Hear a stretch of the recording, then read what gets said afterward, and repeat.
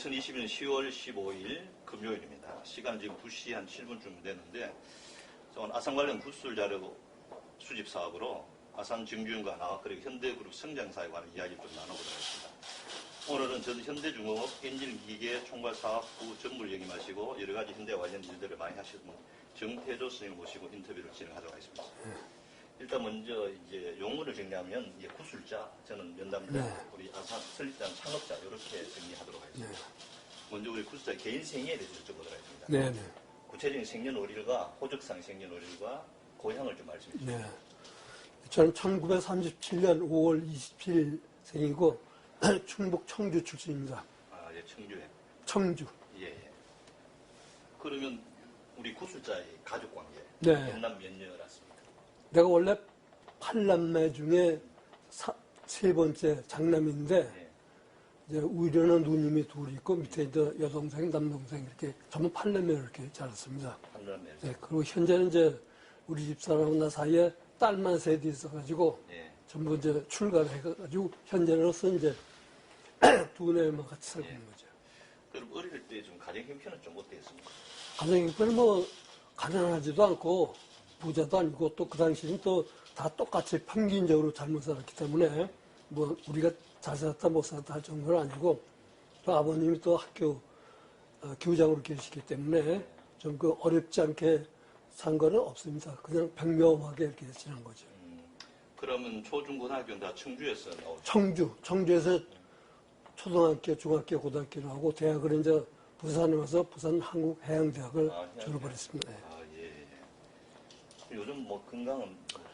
예, 아직까지는 뭐 건강에 대해서 상당히 내가 신경을 쓰기 때문에 지금 저분들도 있지만 일주일에 2번씩 등산하고 또 혼자 많이 챙기는 편이기 때문에 아직까지는 뭐 큰 지장이 없이 뭐 잘 지내고 있습니다. 뭐 취미생활 말고 특별히 다른 일을 하고 계신 건 없고요? 다른 건 없습니다. 근데 전에는 이제 한 10여 년까지는 회사 나와가지고 회사 나온 지가 한 25년 되는데 나와가지고 바로 정경련 그 중소기업 협력단 거기서 자문역도 했었고 그 다음에는 한국장학재단에서 하고 있는 멘토링이 있어 지금도 계속 하고 있는데 대학생 멘토링 그것도 좀 계속해서 한 2, 3년 전까지 쭉 했고 사회활동을 뭐 그거 했고 그거 하는 도중에 이제 그 중소기업들 대상으로 해서 뭐라 했느냐면 현대중공업에 어떻게 해서 출생하게 됐나 어떻게 발전했나 하는데 내가 강의를 특강을 좀 해줬어요. 예. 그랬더니 그것이 어떻게 소문이 나가지고 그 숭실대학에 뭐가 무슨 그 당시 무슨 학과가 있었냐면 정적 그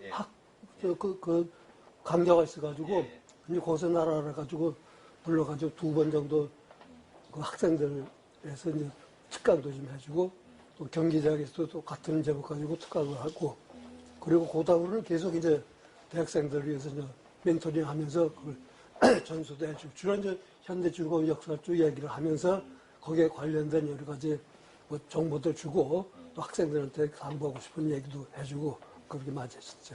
그럼 현대 그냥 가르치려고 굉장히 공부를 많이 하셨고 또 체계적으로 좀 많이 하셨겠습니다. 네.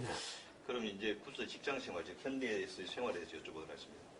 그럼 대학교 졸업 후 처음 직장생활 한 것이 현대입니까? 아닙니다. 대학교 처음 졸업하고 나서 한 것이 한국전력. 한국전력의 그 발전소에서 한 2, 3년 근무를 하고 그 다음에 이제 거기서 또 2, 3년 한 뒤에 그 당시 월남전쟁이 있었기 때문에 월남 파월 기술자를 가가지고 거기서 3년 동안 이제 미군들 부대에서 파월 기술자로 한 3년 있다가 이때는 기술자로 간 거예요? 그렇지. 완전히 젊었을 테니까 파월 기술자로 가가지고 한 3년 있고 그 다음에 돌아와서는 현대 자동차로 입사를 했죠. 자동차? 예. 그래서 자동차에서 울산 공장에서 한 2년 근무를 하고 그 다음에 울산 2년 한 뒤에 이 조선사업부가 생기면서 그 당시에 대양 조선에 대한 경험이 있는 사람이 우리나라에 없었기 때문에 현대 그룹 내에서 주로 조선관계, 해운관계 또 선박관계에 아는 그 계통에 있던 사람들, 그 계통 출신들 다 끌어모았죠. 예를 들면 한국해양대학 출신이라든가 또 조선과 출신 또 그 당시에 이제 조선공사, 지금은 이제 중공업인데 조선공사에서 거기 근무했던 사람, 이 사람 다 끌어모아가지고 이제 조선사업 사업 계획을 시작했는데 거기에 처음부터 조인을 한 거죠. 그것이 1900 사업부가 생기면서 이제 그쪽으로 다 그렇죠. 예. 옮겨간. 예. 그 특별히 뭐 시험 관련 거친 것이 아니고 이제 그때 경력들 가지고. 예, 경력들 가지고 그 관계된 사람들 끌어모은 거죠. 예. 끌어모아가지고 그 당시에 현대건설의 기획부라는 데서 있어가지고 예. 거기에 다 모아가지고 방안을 차지해서 거기서 이제 사업 계획도 짜고 여러 가지 준비를 이렇게 한 거죠. 그러면 이제 지금 현대중공업 입거리면 그때는 다 그렇죠. 그럴 거 아닙니까? 예. 그리고 자동차 했다가 뭐 건물이 옮긴다는 것에 대한 불만은 없었습니까? 그건 없었고, 그냥 자동차는 사실 내 전문은 아니지만은, 그래도 여러 사람 추천해서 그걸 들어갔는데, 그게 또, 중공업 생기는 바람에 중공업에서 불러줘가지고 그걸 조인했기 때문에 뭐, 자동차에서 경험도 내 첫 경험이기 때문에 상당히 보람된 그 시기를 보냈다고 생각할 수 있는 거죠. 그럼 그때는 현대건설 조선사업본부 뭐 이런 식의 명칭이라 했을 거 아닌가요? 처음에는 이제 조선 현대건설 사업계획실이 있었어요. 사업계획부. 그 안에 이제 조선 사업부를 형성해가지고 거기에 이제 취입부되는 사람이 현대자동차에서 현대자동차 공장장까지 하신 분인데 우리 대학교 선배 되신 분이 그 총지휘를 해가지고 조선 사업부를 이제 그때부터 꾸리기 시작했는데 처음에는 현대건설 사업계획실 안에 존재했다가 그것이 1, 2년 후에 현대조선 회사도 이제 먼저 독립을 한 거죠. 그럼 이제 자동차에서 사업기획술로 변신받아가니까 그때 사무실 분위기는 좀 어떻던가요? 그때 분위기는 전부 새로운 사람들이고 예. 또 일부는 이제 현대건설에 많이 있던 분들이 있고 그다음에 해외 건설 또는 그 해외 그 일종의 종합상사 근무했던 분도 있고 그다음에 이제 나같이 이제 각 전문직 사람들 모아가지고 있었기 때문에 사업계에서는 이제 주로 그 이공계계통이 아닌 그 문과계통 사람들이 사업계에서 짜고 뭐 했고 우리 같은 그 기술 전문 분야 사람들은 어떻게 이제 훈련을 받을 것인가 가서 무엇을 할 것인가에 대한 스터디를 한번 공부하고 있던 거죠. 왜냐면 우리가 이제 그때 시작하면서 1972년 3월 달에 영국으로 이제 훈련을 갔었거든요. 영국에 왜 훈련 갔냐면 조선소를 짓기 위해서 스코트 리스크라는 하고 기술 제의를 받아가지고 거기에 우리 훈련생을 1차로 한 30명 보내서 한 6개월 있었고 2차로도 한 20명에서 한 5개월 훈련을 받고 왔거든요. 스코트 리스크 전소에. 거기 이제 나는 제 1차로 파견돼가지고 한 6개월 거기서 이제 훈련 받고 왔기 때문에 그 훈련에 대비한 여러 가지 준비를 그때 이제 하고 있었죠. 그럼 1기로 간 형식? 예, 그렇죠. 리스크. 예, 거의 1기, 2기 두 번이 갔는데 나는 1기를 이제 뽑혀서 가서 내가 맡은 분야는 내가 지금 해양대 기관과를 나왔기 때문에 지금 기관실 계통, 기술 계통 그걸 이제 담당하고 거기 가서 훈련을 받고 온 거죠. 그럼 그 훈련을 받고 와서 하신 일은 계속 엔진 뭐 그 당시 이제 엔지니어가 없었고 선박 전무였기 때문에 와가지고 바로 설계실을 맡아가지고 그때 아무것도 없고 공장 잘 짓고 있었고 그때 1972년이거든요. 공장 막 짓고 있고 이제 설계실하고 그 관리사무소 본 있었기 때문에 거기서 설계 담당을 하게 됐어요. 설계에서 이제 설계는 이제 선체 설계가 있고 기관 설계가 있고 의장 설계 뭐 이렇게 나누는데 거기서 내가 이제 기관 설계 부장을 맡고 있었죠. 그럼 이 설계부의 전체 인원은 어느 정도 그 당시 초기의 인원은? 초기에는 한 내가 처음에 이제 훈련받고 와가지고 5명인가? 5명. 신입사원 5명 가지고 시작을 해가지고 그것이 초기 한 50명 정도 됐어요. 그래서 이제 50명 늘어났네. 그래가지고 나중에는 한 200명, 300명 이렇게 늘어났죠. 나중에 설계실 전체가 지금 저기 바둑 수행분이 설계 이사까지 하신 분인데 나중에 설계실 자체가 한 300명, 400명 됐어요. 초창기에 처음 시작할 때 나는 이제 5사람 데리고 시작을 했지만은 그것이 한 2, 3년 지나면 자꾸 설계 일이 많아지고 도면을 사오지만은 그 도면을 전부 우리나라 말로 번역을 해야 되고 또 도면을 또 다시 또 우리 도면을 하시기 때문에 사람들이 많이 필요하기 때문에 사람들이 한 500명까지 늘어났어요. 아니 그러면 어떻든 그 뭐 설계부라든가 예. 사업 기획실은 어떻든 이게 기획하는 그런 건가요? 이게 현장에 그 적용되려 그러면 그 예. 현장 교육은 어떻게 했습니까? 이제 우리가 이제 가서 스코트 리스크에서 훈련 받은 것은 그 사람들 도면 가지고 그 도면을 익히고 공부를 했고 그랬는데, 왜냐면 우리가 그 도면을 샀거든요. 예. 26만 톤짜리 도면을 사가지고 그대로 짓기 때문에 그 도면을 사가지고 파악을 하고 있는데, 처음에 문제가 됐던 것이 그 영국 전부 파운드 시스템, 인치 시스템 쓰고 우리는 저기 센티미터 뭐 그거 쓰기 때문에 그 단위 환산을 해야 되기 때문에 그것도 우리가 해야 됐고, 또 도면도 영어로 된 거, 또 밑에 현장 사진을 쉽게 우리말로 번역하고 그래서 도면을 우리나라화 시키는 작업을 이제 주로 많이 했거든요. 예. 또 하나 불편한 것이, 이 조선 사업에 대해서 좀 물론 그도 많이 아쉽겠지만서도 그 일본이라든가 이런 데서는 상당히 조선 기술이 발달돼가지고 모든 도면이 하나하나 전체 도면이 있고 그 하나하나에 대한 피스 도면이라는 게 있습니다. 그렇게 만들어서 그 피스 도면 한 장 한 장 가지고 현장에서 만들어야 되는데, 우리가 사온 리스크 조선은 영국 사람들 스타일이 그렇거든요. 그래 한 장만 딱 가지고 그거만 가지고는 현장만 주문하는 거예요. 그러니까 예를 들면 이제 기원실에 들어간 기 설치도 같은 것도 설치도 하나만 딱 주면 그걸 가지고 사람들이 현장에 가서 배 만드는 거고 실제로 자르다 재가지고 와서 그 도면에 그려가지고 만들고 그런 식이기 때문에 상당히 아주 오래된 낡은 그 수법이거든.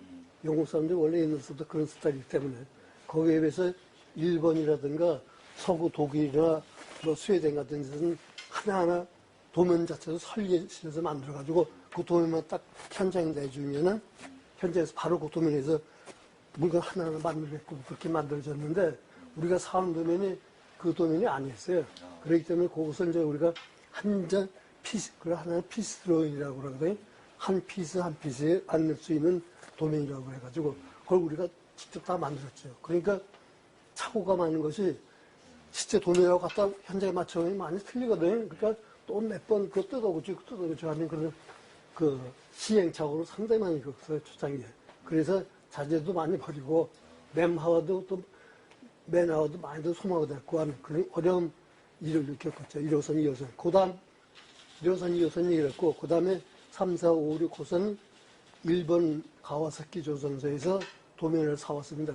그거는 24만 톤이고, 1호선이 26만 톤인데, 그 일본 거 사왔을 때는 그 사람들이 아까 했던 피스로잉 하나하나 다 만들었고, 또 거기다 일본 말로 다 한자 썼기 때문에 또 센티미터, 킬로그램 그 우리하고 똑같은 CGM 단위 썼기 때문에 그 도면을 그대로 현장에만 내주면 아주 그대로 만들 수 있게 아주 쉽게 돼 있었거든. 그래서 세 번째부터는 좀 일이 수월하게 넘어가는데, 처음 1, 2호선 할 때는 우리는 또 저는 그런 큰 배를 만든 경험도 없죠. 도면 자체도 또 그렇죠. 단위도 틀리죠. 또 우리가 또 일일이 피스로잉 또 작도면을 만들어야 되죠. 그래서 상당히 고난을 많이 겪었고, 그때 우리가 또 배를 만들어가지고 1호선을 만들어가지고 시운전을 하는데 시운전을 한 6개월 동안 했어요. 거의 이제 사장이, 우리 그 당시 사장은 이제 덴마크에서 그 조선소에 중요하던 걸 데려와가지고 미스터 스코어라고 하는 거, 스코어하고 그 다음에 그 밑에 스태프를 한 100명 우리가 고용해서 썼는데, 그 스코어 사장도 그 배 타가지고, 나도 그때 이제 설계 부장으로서 그 배 타가지고 한 6개월 동안 배에서 내리지도 못하고 계속 하루 시운전하고 또 시행착오하고 또 수리해서 다시 하고 수리하고 다시 하고 굉장히 많은 그 시행착오를 얻었거든. 근데 그 1, 2호선 끝나니까 좀 우리도 그 다음에 이제 학습 효과가 나가지고 좀 경력이 생기니까 그 다음부터 수월해졌는데, 1, 2호선은 그렇게 잘 도면서부터 그리고 어려움을 겪었습니다. 그리고 또 스코트리스크에서 이제 훈련받을 때도 스코트리스크가 스코틀랜드에 있거든요. 근데 우리도 영어도 서툴지만은 스코티시 잉글리시는 완전 또 영어가 또 틀려요. 그러니까 이게 알아듣기도 힘들고 무슨 얘기인지 잘 모르고, 그래서 언어상에 또 문제가 있었고 또 도면상에도 문제가 있고, 또 영국 사람들은 원래 스타일이 그렇지 않습니까? 영국에 지금 헌법이 불문 헌법으로 돼 있거든요. 우리처럼 문서화된 헌법이 아니고 완전히 자기가 관리해서 처리하는 그 불문을 마찬가지로 이 사람들 지식은 다 기록하는 게 아니고 다 머릿속에 들어가 있다고 그래서 뭘 물어보면은 뭐 자료 달라면 자리가 없다 이죠. 그거 어떻게 하냐면 자기 머릿속에 있다는 얘기예요. 그래서 이제 기술 습득하는 데 상당히 어려움이 있어요. 일일이 다 물어야 되고, 또 그 사람들도 또 전부 그 기록을 남기는 것이 아니고 다 각자 머릿속에 무슨 넣어가지고 물으면 대답하고 물으면 대답하고 그런 식이었거든. 그래서 상당히 우리가 그 스코트 리스크하고 손잡은 것이 상당히 우리한테 큰 고난의 길이었다고 그렇게 생각된 거죠. 그리고 초창기는 그게 아니고 기술 전수할 곳이 없었죠. 왜냐면 처음에는 이제 혹시 과거에 그 자료들 많이 보시겠지만 우리가 여러 군데를 좀 탓을 했는데 처음에 일본이 좋다서 일본 미쓰비시하고 좀 손잡으려고 했는데 미쓰비시에서는 한국에 지금 뭐 조선소 경험이라고 그때 조선공사에서 26,000톤 배 맞는 게 제일 큰 거거든. 그 정도 실력 가지고 있는 한국하고 손잡아와야 자기네들 괜히 기술만 뺏기고 별 그 가능성이 없다 해가지고 미쓰비시하고 우리가 컨택됐지만 그것이 거절되었고 또 독일하고도 한번 해봤는데 독일서도 보니까 거기서 하긴 하겠다는데 그 도면비라든가 훈련비라든가 그 로열티가 굉장히 비싸가지고 그것도 끝나고 그래서 결국 찾다 보니까 그래서 제일 싸고 뭐 이것저것 다 안 되지겠다 한 데가 그 영국 스코트 리스크였거든요. 근데 그 사람들이 그 당시 이제 배쳐온 사람이 그쪽에서는 완전히 하강길에 올랐기 때문에 자기네도 그걸 각오를 하고 이제 기술을 전수하고 팔아버리려고 그런 속셈이 있었고 일본이라든가 독일이라든가 그 앞에서는 한참 그때 조선업이 팽창할 때이기 때문에 상당히 우리한테 그 기술 전수하는 것을 꺼려했기 때문에 그래서 우리가 이제 할 수 없이 스코트 리스크 이제 그 영국하고 손을 잡은 거죠. 네. 그럼 혹시 그때 우리 조선 기술 거의 백지 상태잖아요. 그렇죠. 근데 이제 교육받고 왔지만은 과연 우리가 24만 톤, 20년 경험을 했기 때문에 그 이 배가 뜰까 그런 의구심이 없었습니까? 왜 다들 그런 생각 많이 했죠. 많이 했는데 어차피 왜냐면 그 우리 도미 20년 사올 때도 그 도미 완성된 거 사온 것이 아니고 그 스코트 리스크에서 그 큰 배를 처음 짓고 도미를 걸어가면서 배를 짓고 있는 상태에서 우리가 도미를 사유를 했기 때문에 도미를 한꺼번에 받은 것이 아니고 일일이 그리해서 다 완성되면 우리가 받고 완성하고 왔고 그랬거든요. 그래서 우리가 훈련받으러 갔을 때도 그 사람들 배를 이제 처음 이제 부럽고 만들기 시작했는데 결과적으로 우리가 1호선 다 끝났을 때는 아직 그 사람들이 자기네 1호선은 끝나지도 못한 상태에 있었습니다. 아주. 그런 상태로 자기네들이 처음 개발한 도면을 가지고 배를 지어가면서 그 도면을 우리한테 팔았고 또 그 기술을 우리가 이제 전수하게 됐기 때문에 상당히 그 어려움이 좀 많이 있었죠. 그럼 초창기이기 때문에 우리 창업자께서는 예. 그 울산 현장에 좀 자주 오는 편이었습니다. 자주 왔죠. 근데 우리가 뭐, 그전에 다 들으셨겠지만, 처음에 우리가 조선소를 어디다 지으려고 했느냐면, 지금 현대자동차 옆에 보면, 현대강관이라고, 예. 그 자리가 현대건설에서 태화강 매일판 자리거든. 예, 그 매일판 흙을 가지고 뺐는데, 거기다가 조선소를 지으려고 그랬는데, 그래서 그 외국 사람 자문단을 초청해가지고, 그 위치를 좀 파악을 해달라 했더니, 그걸 한번 그 조선소 지으려면 밑에 안반이 있어야 되는데, 그 참고를 하니까, 들리니까 100m, 200m 들어가도 안반 안 나오고 그냥 뻘만 있는 거예요. 그 사람들이 이건 안 된다. 이건 안 되겠다. 그래가지고, 그럼 또 다른 데 찾아보자 해가지고 찾은 것이 현재 이제 미포. 그때 뚫으니까 바로 바위가 나왔기 때문에 여기 하면 괜찮다 해가지고 결정을 했거든요. 그 결정한 뒤부터 거의 우리 정주영 회장님은 뭐 거의 울산 살다시피 했고 일주일에 3일간은 울산, 3일간은 서울에서 이제 건설이고 이제 이런 데 관찰을 해야 되기 때문에 그렇게 계속 정주영 회장님이 이제 주로 일주일에 반 정도는 울산서, 반 정도는 이제 자기 서울 사무소 일을 그렇게 본 거죠. 그 다른 사람은 다 울산에서 모여가지고 거기서 숙식도 하고 그러고 그때는 한 2년 동안은 저희들이 그 일요일도 없었어요. 일도 없고 휴가도 없었고 그냥 아침 5시에 잠을 모여가지고 아침 식사를 우리 지금도 그러지만 아침 식사를 같이 합니다. 그러니까 같이 식사를 하면서 회의하고 끝나고 또 저녁 먹고 와가지고 또 한 밤 10시까지 하고 그렇게 일요일도 없이 그렇게 한 2년 동안 했었거든요. 그렇게 2년 뒤에 조금씩 이제 안정이 되고 그러니까 좀 일요일도 좀 2주에 한 번씩 일요일 쉬고 또 휴가도 좀 갖고 하고 뭐 그런 일이 있었죠. 그럼 창업자를 맨 처음 얼굴을 맨 네. 처음 뵌 날은 언제였어요? 그때 우리가 한 것이 내가 우리 사업계획서에 모여가지고 현대건설 사업계획부에 모여가지고 이제 하면서 그때 정주영 회장님이 한 두 번 정도 식사를 대접받은 적이 있습니다. 저희들이. 점심시간에 그 근처 식당에서 모여가지고 처음으로 이제 얼굴 이제 맞대서 이제 식사를 한 거죠. 그리고 회의는 이제 그분이 주재한 것이 아니고 그 당시에 사업계획서는 주로 사업계획서 만들고 하기 때문에 뭐 굳이 회의 같은 것이 필요 없었고 그 몇 사람만 모여가지고 자료 만들고 사업계획서 짜고 뭐 그랬기 때문에 뭐 설계구는 굉장히 중요하잖아요, 사실 초기. 그렇죠. 예. 근데 뭐 직접 와서 뭐 이게 보고 그런 적이 없었습니다. 정조 회장님은 자기가 설계에 대해 참 모르시기 때문에 그런 거 없었고, 다른 이제 우리 초창기에는 이제 한자 공장을 짓고 있었고, 본관 건물이 있고, 본관 건물에는 설계부라든가 차자부라든가 뭐 이런 총무부가 있었고, 공장은 아직도 이제 뭐 기둥 세우고 있었기 때문에 선주들을 자꾸 모셔와가지고 자꾸 홍보를 해야 될 텐데, 공장 보여줄 게 없잖아요. 그러니까 오면은 보여줄 때라고는 본관에는 설계실밖에 없어요. 그때는 꼭 정조 회장님 오셔가지고 설계실 안내 줄 건데 이제 내가 이제 좀 설명을 이렇게 하죠. 그래 정조 회장님 뭐 설계 모르니까 그래도 이 양반이 영어는 잘 몰라도 키포인트 몇 가지는 항상 기억을 해두고 있어요. 그래서 예를 들면 뭐가 있냐면 내가 쭉 안내하면서 뭐 우리 설계시다 그러면 그 선주된 사람 여기 지금 몇 명쯤 있냐고 영어 탁 물으면 이것을 앞에 앞장서서 정조 회장 오면서 다 알아듣고 지금 그때 한 100명 정도 됐는데 한 200명이라고 그래. 딱 그게 한국말로 나한테 말해. 그럼 합숙제가 뭐 하지만 200명 된다 거짓말로 그렇게 한 적이 있었거든요. 그 정도지 뭐 설계실 하나하나 이렇게 체크하고 뭐 그런 건 없었어요. 또 할 수도 있는 처지도 아니었고 그건. 근데 어떻든 설계가 아무리 이제 잘 나온다 손 치더라도 예. 현장에서는 숙련공들이 아니잖아요. 그렇지. 근데 설계를 내는데 현장에서의 어떤 그런 설계 계획대로 잘 반영되던가요?